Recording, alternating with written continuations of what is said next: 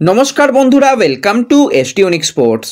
বন্ধুরা, এই ভিডিওতে আমরা কথা বলবো কিছু ফুটবল আপডেট নিয়ে, যেখানে ইস্ট বেঙ্গল কলকাতা ডার্বি খেলতে চলেছে আর মাত্র কয়েক ঘন্টা বাদে বলা যায়।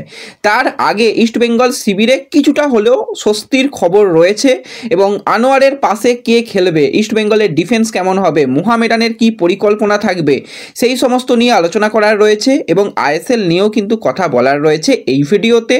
তার আগে একটাই রিকোয়েস্ট, চ্যানেলে যারা প্রথমবারের জন্য এসেছো মনে করে চ্যানেলটাকে সাবস্ক্রাইব করে নাও, তাহলে তোমাদের প্রিয় দলের খেলার সমস্ত আপডেট তোমরা এখানে পেয়ে যাবে।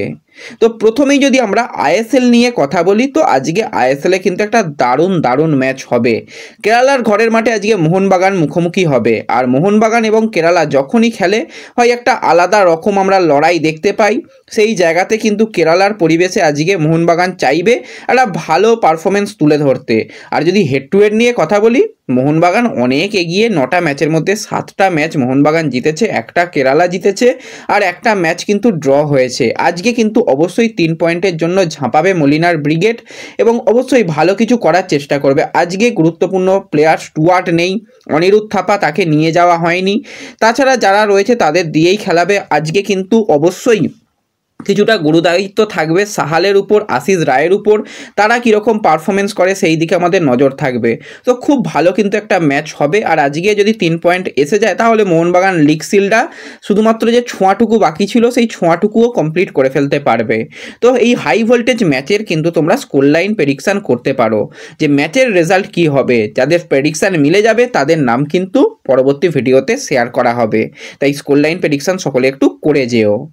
তো এরপর যদি আমরা সরাসরি চলে আসি একটু মোহামেডানের দিকে, তো মোহামেডান শিবিরে কি খবর রয়েছে। দেখো, মোহামেডানেরও বেশ কিছু সমস্যা রয়েছে ডার্বি ম্যাচ খেলতে নামার আগে, কিন্তু সুখবর এটাই যে তারা 1 মাসের স্যালারি পেয়ে গেছে। তো সেই জায়গা থেকে কিছুটা হলো তাদের মনোবল কিছুটা ভালো থাকবে। গুরুত্বপূর্ণ প্লেয়ার কাসিমভ ডার্বিতে খেলতে পারবে না কাঠ সমস্যার জন্য, কিন্তু ডার্বিতে যে প্লেয়ারটা কি প্লেয়ার হয়ে উঠতে পারে সেটা হচ্ছে অ্যালেক্সিস। তো অ্যালেক্সিসকে কিন্তু আটকানোর পরিকল্পনা ইস্টবেঙ্গলকে করতে হবে। সৌভিক চক্রবর্তীকে দিয়ে কিন্তু অ্যালেক্সিসকে ব্লক করার চেষ্টা চালানো হবে। এবার অ্যালেক্সিস কিন্তু খুব ভালো উইথ দ্য বল রান করতে পারে, তার ফার্স্ট টাচ খুব ভালো, স্কিল ভালো, ড্রিবিল ক্ষমতাও কিন্তু তার খুব ভালো। সৌভিক চক্রবর্তীকেও কিন্তু কিছুটা সতর্কমূলক ফুটবল খেলতে হবে। বারবার যদি ওপেন গিয়ে চ্যালেঞ্জ করে তো সেক্ষেত্রে কিন্তু কাট পেয়ে যাওয়ার সম্ভাবনা রয়েছে, এবং ইস্টবেঙ্গল যখনই খেলে মোটামুটি একটা করে রেড কার্ড তো থাকেই। তো সেই জায়গায় ঠিকঠাক পরিকল্পনা করতে হবে যে তার উপর কতটা প্রেস করা হবে, তাকে কতটা ফ্রি রোলে খেলতে দেওয়া হবে, সে উইথ দ্য বল গেলে কীরকম পরিকল্পনা করা হবে, সেটা কিন্তু অস্কারকে পরিকল্পনা করতে হবে। এবং গুরুত্বপূর্ণ প্লেয়ারকে যদি আটকে দেওয়া যায় অনেকটাই কিন্তু খেলাটাকে ঘেঁটে দেওয়া যাবে। এমনিও মোহামেডানের গোলের অবস্থা খারাপ, তারা খুব একটা গোল করতে পারছে না, কিন্তু চালিকা শক্তি অ্যালেক্সিস, তাকে আটকে দিলে কিন্তু অবশ্যই ইস্টবেঙ্গল ভালো কিছু করতে পারে। এবং শুধুমাত্র তাকে আটকালে হবে না, মোহামেডানের ডিফেন্সে কিন্তু একজন ফ্লোরেন্টের মতন প্লেয়ার রয়েছে, নির্ভরযোগ্য ডিফেন্ডার এবং বড় ম্যাচে কিন্তু নিজে জ্বলে ওঠে। আমরা লাস্ট কয়েকটা ম্যাচে দেখছিলাম দারুণ ফ্লোরেন্ট খেলছিল এবং সে ডিফেন্সকে পুরো লিড করছে। বয়স বেশি হলেও তার খেলা খুবই ভালো এবং তার ব্লকিং বা তার যেরকমভাবে প্লেয়ারদের আটকানোর ক্ষমতা সত্যিই কিন্তু তার প্রশংসা করতে হয়। তাকে কিন্তু বিট করতে হবে ইস্ট বেঙ্গলের আক্রমণ বিভাগকে। তো সেক্ষেত্রে মেসি বাউলি বা ডিমিকে কিন্তু গোলের জন্য কঠিন পরীক্ষার মধ্যে থাকতে হবে, এবং যদি ভালো কিছু করতে পারে অবশ্যই গোল আসার সম্ভাবনা রয়েছে। এবং এটাও ভুললে হবে না, ভাস্কর কিন্তু ফিরতি ডার্বি ম্যাচ যেটা হয়েছিল ব্রিলিয়ান্ট গোলকিপিং করেছিল, 2 থেকে 3টে একদম ওপেন গোলগুলোকে সেভ করে দিয়েছিল। তো তার ফলেই কিন্তু ডার্বি ম্যাচ ড্র রাখতে পেরেছিল মোহামেডান। তো তার উপরও হয়তো ভরসা করতে পারে। পদম ছেত্রীও মোটামুটি ফর্মে রয়েছে, কিছু ম্যাচে ভুলভাল করে। তো যাই হোক, কঠিন কিন্তু একটা লড়াই হতে চলেছে। এবং এই কঠিন লড়াইয়ে নামার আগে ইস্টবেঙ্গল শিবিরে যেরকম তোমাদের ইনজুরি আপডেট দিয়ে দিয়েছিলাম সেটাকে নিয়ে নতুন করে কিছু বলছি না। তার মধ্যে একটা স্বস্তির খবর, হেক্টর কালকে কিন্তু পুরো দমে অনুশীলন করেছে। সিচুয়েশান প্র্যাকটিস বলো বা যে কোনো ট্রেনিং সেশন যেগুলো ছিল সবকটাতেই কিন্তু হেক্টর ইউসতে খুব ভালো প্র্যাকটিস করেছে। আজকেও টিম প্র্যাকটিস করবে এবং ডিফেন্স নিয়ে চিন্তার কারণ তৈরি হয়েছিল, কারণ হেক্টর যখন সাইড লাইনে ছিল তখন ভাবা হচ্ছিল যে আনোয়ারের পাশে কে খেলবে, কারণ লাল সে কিন্তু কাঠ সমস্যায় খেলতে পারছে পারছে না। তো তার পাশে হয়তো জিকসানকে ব্যবহার করার চিন্তাভাবনা থাকলেও জিকসানও তো খেলতে পারছে না।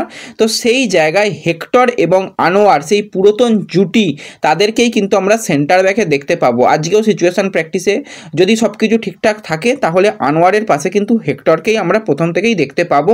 সেটা হওয়ার সম্ভাবনা অনেক অংশ বেশি রয়েছে। এছাড়া অনেকগুলো নতুন পরিকল্পনায় ইস্টবেঙ্গল যেতে চলেছে বলে শোনা যাচ্ছে এই ম্যাচটা থেকে। সেগুলোকে নিয়েও কিন্তু আমরা পরবর্তী কোনো ভিডিওতে আলোচনা করে দেব।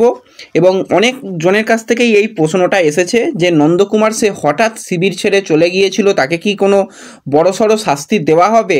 দেখো, সে হঠাৎই চলে গিয়েছিল তার পরিবারের কেউ একজন রিলেটিভ মারা গিয়েছিল বলে, কিন্তু তার অন্তত ম্যানেজমেন্টকে জানিয়ে ব্যাপারটা করা উচিত ছিল। কিন্তু তাকে যে নির্দিষ্ট সময়ের মধ্যে ফিরতে বলা হয়েছিল সেই নির্দিষ্ট সময়ের মধ্যে কিন্তু নন্দ ফিরেছিল। প্রথম দিন সাইডলাইনে রিহ্যাব করলেও কিন্তু নন্দই হয়তো ফার্স্ট 11-এ শুরু করতে পারে। সেরকমভাবে কালকে সিচুয়েশান প্র্যাকটিস থেকে যতটা বোঝা গেছে, নন্দকে উইং হিসাবে বা উইং ব্যাক হিসাবে বারবারই অস্কার ফার্স্ট 11-এর জন্য ব্যবহার করতে দেখা গেছে। সেক্ষেত্রে ডেভিডকে হয়তো বেঞ্চ থেকেই আমরা দেখতে পাবো।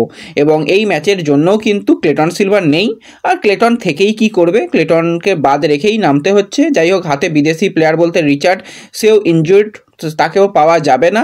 আর সাউল, সে কিন্তু পুরোপুরি ফিটনেসের জায়গায় আসতে পারেনি। প্লেইং 11 নামাতে গিয়ে কঠিন পরীক্ষায় পড়তে হবে। তবুও অস্কার বেশ কয়েকটা পরিকল্পনা করেছে, সেগুলোকে নিয়ে পরে যেরকম বললাম আলোচনা আজকেই করে দেব, অসুবিধা নেই। তো এই ভিডিওতে এটুকুই আপডেট শেয়ার করার ছিল। ভিডিও ভালো লাগলে লাইক শেয়ার করে দিও, চ্যানেলে প্রথমবারের জন্য এলে চ্যানেল সাবস্ক্রাইব করে নিও।